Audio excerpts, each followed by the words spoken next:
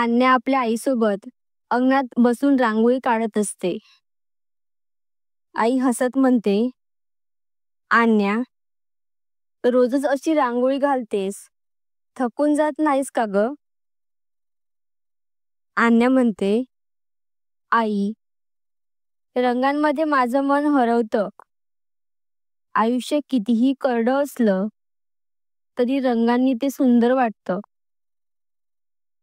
त्या दिवशी गावात जत्रा असते. आरव आपल्या मित्रांसोबत शहरातून आलेला असतो.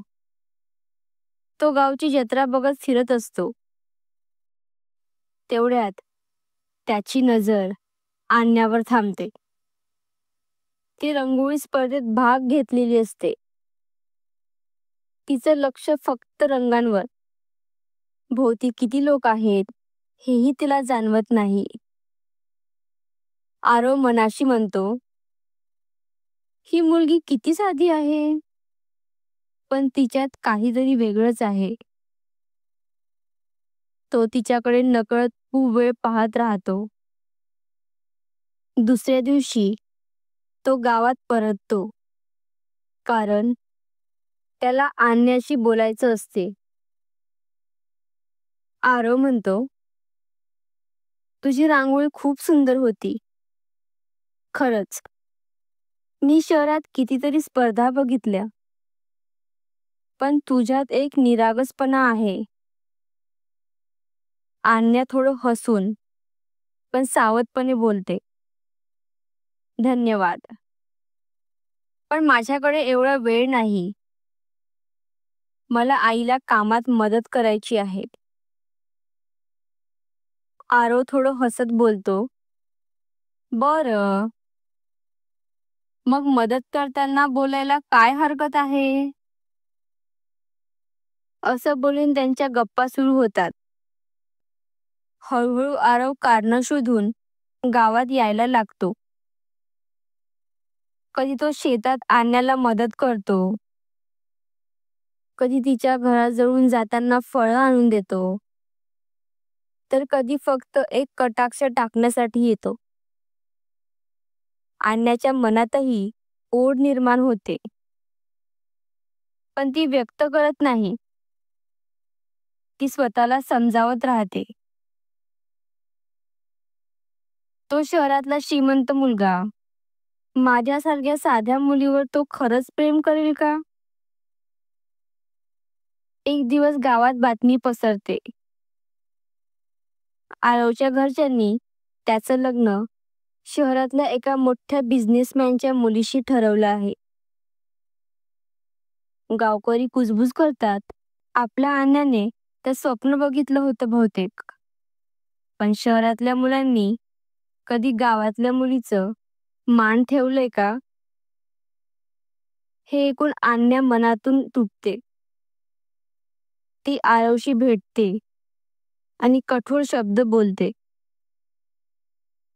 आन्या डोळ्यात पाणी आणते. आरव, मला चुकीचं स्वप्न दाखवलंस का? तू शहरातला, तुझं जग वेगळं, आणि मी फक्त साधी गावकरी मुलगी. तुझ्या आयुष्यात माझी जागा नाही. आरव हळू आवाजात म्हणतो, आन्या, असं बोलू नकोस ग. माझं मन तुझ्याशिवाय कोणाकडेही झुकणार नाही. पण आन्या ऐकत नाही आणि त्याच्याशी बोलणं थांबवते. आरव शहरात जातो, पण तिथेही त्याला आन्याशिवाय काहीच दिसत नाही. ऑफिसमध्ये काम करताना तो तिचं चेहऱ्यावरचं हास्य आठवतो. रस्त्यावर फुलं बघितली की त्याला तिची आठवण होते. संगीत ऐकलं की तिचा आवाज ऐकू आल्यासारखं वाटतं. दुसरीकडे आन्या रात्रभर झोपत नाही. तिच्या डोळ्यात सतत त्याचीच आठवण, पण ती मन कठोर ठेवते. तो माझा नाही होऊ शकत. लग्नाचा दिवस जवळ येतो. आरवचं घर सजलेलं असतं, पण त्याच्या चेहऱ्यावर हसू नसतं. आरव आपल्या आईवडिलांसमोर उभा राहून ठाम आवाजात म्हणतो, माझं मन माझ्या गावात अडकून पडलंय. जर मला खरंच आनंदी बघायचं असेल तर मला माझी आन्या हवी आहे. लगी तुझसे मन की लगन, आणि ही लगन फक्त आणण्यासोबतच पूर्ण होईल. सुरुवातीला घरचे विरोध करतात, पण शेवटी त्यांच्या मुलाच्या ठाम निर्णयामुळे त्यांना मान्य करावं लागतं. आरव थेट गावात येतो. आणण्याच्या दाराशी उभा राहतो.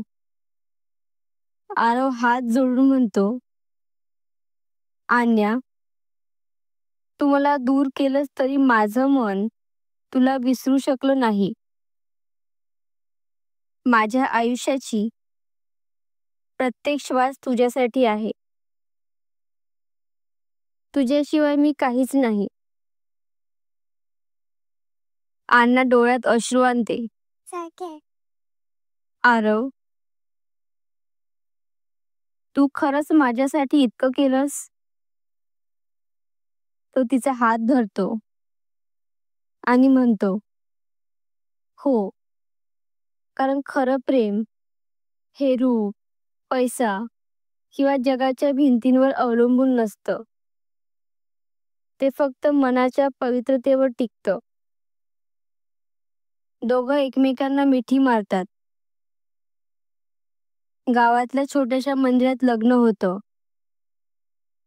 मंगळसूत्र घालताना आरवच्या ओठांवर एकच शब्द, लगी तुझसे मन की लगन.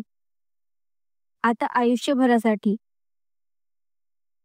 खरी प्रीती ही पैशावर किंवा समाजाच्या भिंतींवर अवलंबून नसते. दोन मन एकत्र येण्यासाठी फक्त विश्वास आणि त्याग आवश्यक असतो. धन्यवाद.